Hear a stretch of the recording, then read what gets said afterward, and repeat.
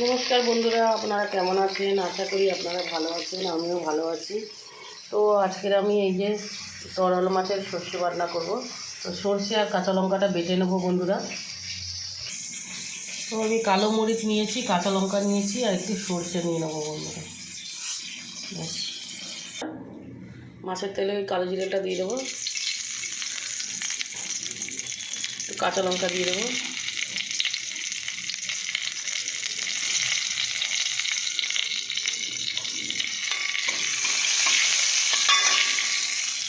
এই সর্ষে বাটাটা দিয়ে দেবো, হলুদ দিয়ে দিয়েছি।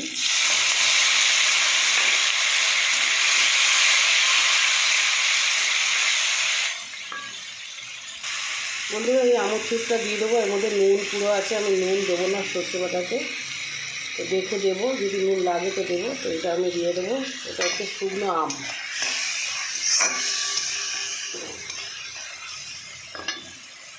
এই আমচুরটা 2 বছর হচ্ছে। এবার মাছটা দিয়ে দেবো,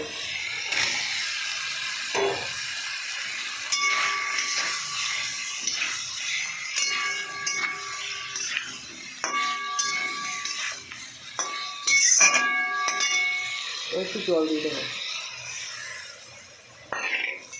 বেশি ঝোল করবো না।